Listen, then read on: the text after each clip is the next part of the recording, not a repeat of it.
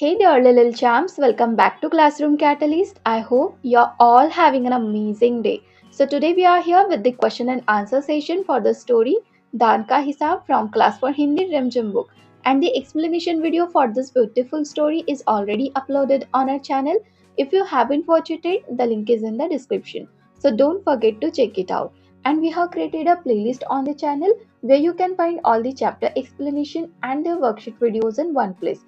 It's super easy to follow and perfect for revising. So don't forget to check it out. Now let's begin with the question and answers. तो कहानी से में यहाँ पे first question पूछा है, राजा किसी को भी दान क्यों नहीं देना चाहता था। सो क्वेश्चन में पूछा गया है कि राजा किसी को भी दान क्यों नहीं देना चाहता था। इसका आंसर क्या लिखेंगे, राजा किसी को भी दान इसलिए नहीं देना चाहता था क्योंकि वह स्वार्थी और कंजूस था। उसे लगता था कि दान देने से राजकोष खाली हो जाएगा।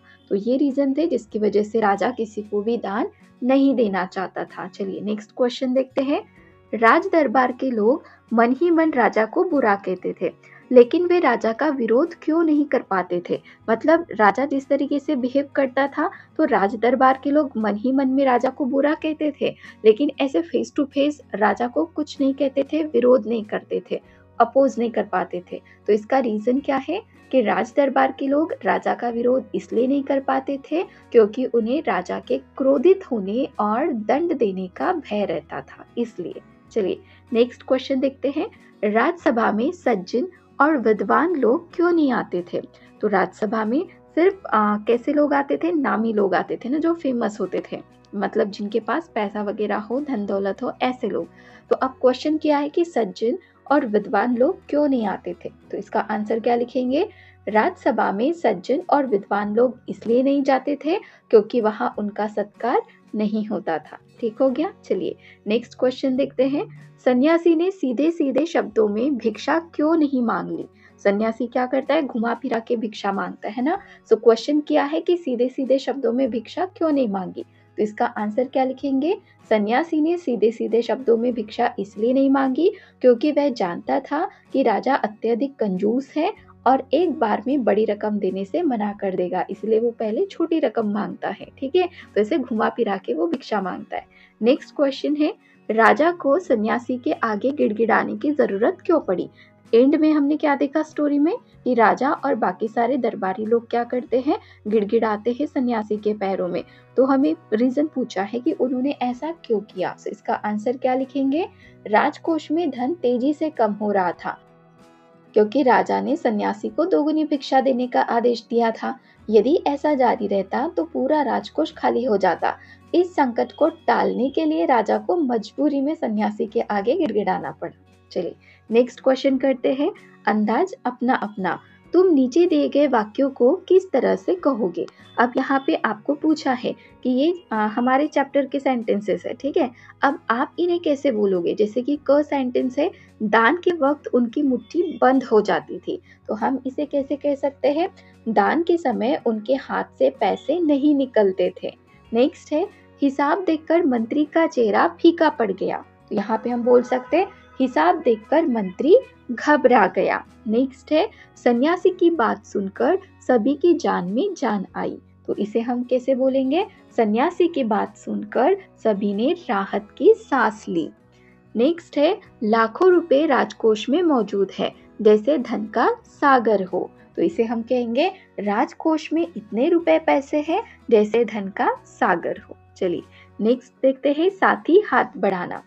कभी कभी कुछ इलाकों में बारिश बिल्कुल भी नहीं होती, नदी नाले तालाब सब सूख जाते हैं, फसलों के लिए पानी नहीं मिलता, खेत सूख जाते हैं, पशु पक्षी जानवर लोग भूखे मरने लगते हैं। ऐसे समय में वहां रहने वाले लोगों को मदद की जरूरत होती है। तुम भी लोगों की मदद जरूर कर सकते हो। सोचकर बताओ, तुम अकाल में परेशान लोगों की मदद कैसे करोगे। जैसे हमने इस स्टोरी में देखा ना कि वहां पे अकाल पड़ गया था। अकाल मतलब क्या होता है कि बारिश नहीं होती तो कुछ अनाज नहीं उगता, तो खाने पीने के लिए कुछ भी नहीं रहता लोगों के पास। तो अब आपको यहाँ पे वैसे ही कुछ बोला गया है कि अगर कहीं पर अकाल पड़ जाता है तो आपको सोचकर बताना है कि आप लोगों की कैसी मदद करोगे। एक सैम्पल आंसर देखते हैं, फिर आप इस तरीके से अपना आंसर बना सकते हैं। अकाल पीड़ित लोगों की मदद के लिए मैं धन और खाने पीने की चीजें जुटाकर उनके पास जाऊंगी। उनकी आवश्यकताओं को पूरा करने के साथ साथ दूसरों को भी उनकी सहायता के लिए प्रेरित करूंगी। तो ये बात तो बहुत ज़्यादा इम्पोर्टेंट है कि हमें दूसरों को भी इनकरेज करना है, प्रेरित करना है कि आप लोग भी उन्हें हेल्प करो जो प्रॉब्लम में है। ठीक हो गया? चलिए नेक्स्ट क्वेश्चन करते हैं। जिम्मेदारी अपनी अपनी, तुम्हारे विचार से राज दरबार में किसकी क्या क्या जिम्मेदारियां होंगी? अब आपको बताना है कि आपके विचार से राज दरबार में मंत्री और भंडारी इनकी क्या क्या जिम्मेदारी होगी आपको बताना है। तो देखते वन बाय वन। देखिए, मंत्री की क्या जिम्मेदारी होती है? राजा को सलाह देना, राज्य का प्रबंधन और जनता की समस्याओं का समाधान करना। और भंडारी की क्या जिम्मेदारी होती है?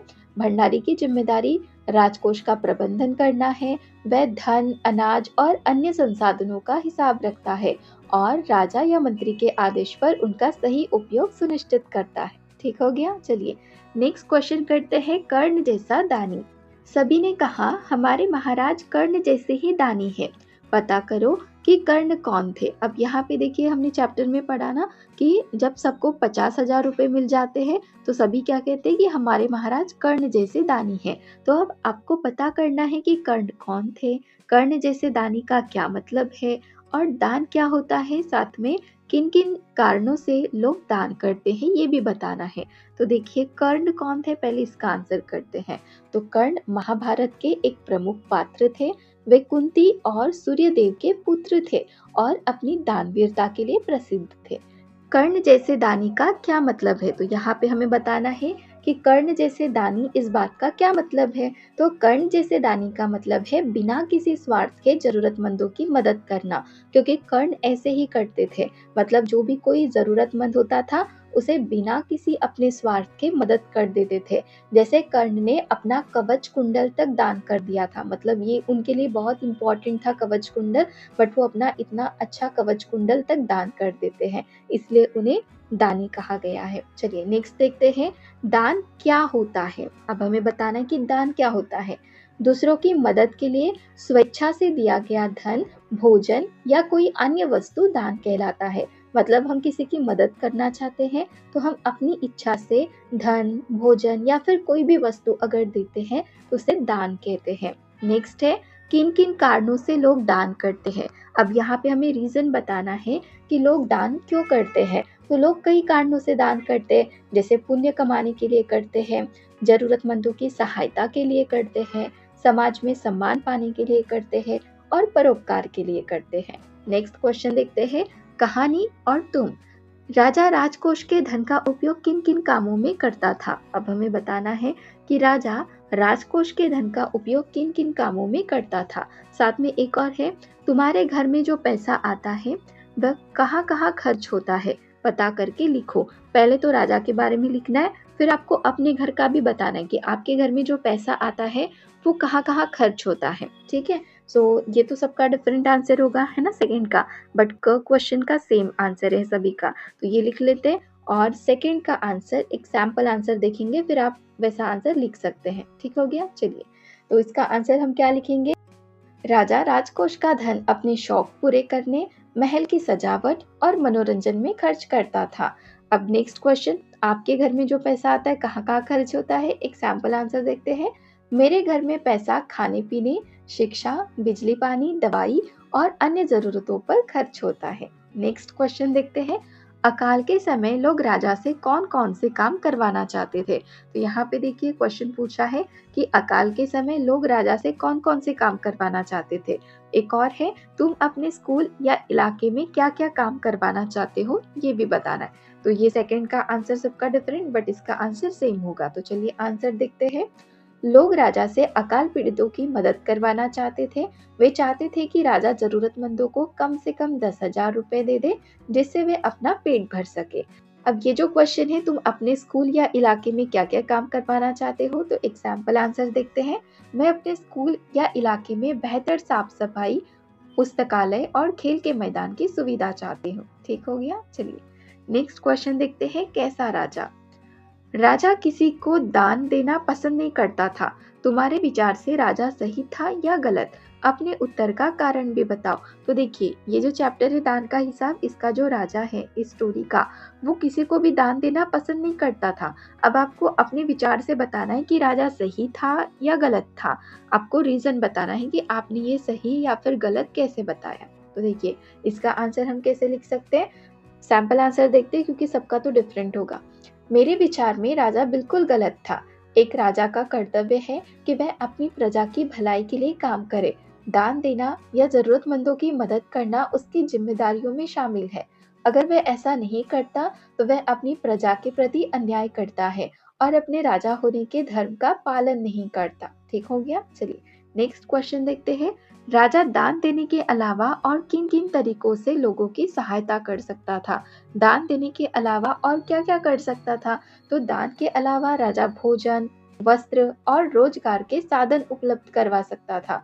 वह कुएं, सड़कें और अस्पताल बनवाकर लोगों की मदद कर सकता था। चलिए नेक्स्ट क्वेश्चन देखते हैं। पूर्व और पूर्व। पूर्वी सीमा के लोग भूखे प्यासे मरने लगे। पूर्व शब्द के दो अर्थ है। एक पूर्व मतलब होता है एक दिशा और दूसरा पूर्व मतलब होता है पहले। नीचे ऐसे ही कुछ और शब्द दिए गए हैं जिनके दो दो अर्थ है। इनका प्रयोग करते हुए दो दो वाक्य बनाओ। तो चलिए, जैसे ये पूर्व के दो अर्थ थे ना, यहाँ पर ये और तीन शब्द है, जल, मन और मगर। तो इनके भी अलग अलग अर्थ होते हैं। ठीक है, दो अर्थ है। तो जैसे कि जल, तो जल का हम क्या बोल सकते हैं, एक सेंटेंस, पीने के लिए स्वच्छ जल चाहिए, जल मतलब पानी। और दूसरा जल, सावधानी न बरतने के कारण खाना जल गया। तो यहाँ पे जल का अर्थ है सच में जलना। नेक्स्ट है मन। तो मन का, आज मेरा मन पढ़ाई करने का नहीं है। तो इसमें हमारा मन। और दूसरा मन मतलब क्या, इस बोरे में 10 मन गेहूं है। तो ये मेजर करने का। नेक्स्ट है मगर।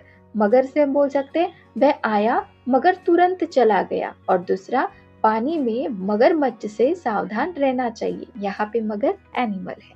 नेक्स्ट क्वेश्चन करते हैं। नीचे 4 दिशाओं के नाम लिखे हैं। तुम्हारे घर और स्कूल के आसपास इन दिशाओं में क्या क्या है, तालिका भरो। तो ये सबका डिफरेंट होगा यहाँ पे, है ना, क्योंकि यहाँ पे क्या बोला है कि आपके घर के या फिर स्कूल के आसपास इन दिशाओं में क्या क्या है आपको बताना है। तो एक एग्जाम्पल आंसर देख लेते हैं इसका। ठीक है, पूर्व दिशा में, पूर्व दिशा में क्या है देखिए। तो पूर्व दिशा में घर के पास पोस्ट ऑफिस है और स्कूल के पास एक बड़ा पार्क है। पश्चिम दिशा में घर के पास बाजार है और स्कूल के पास पुस्तकालय है।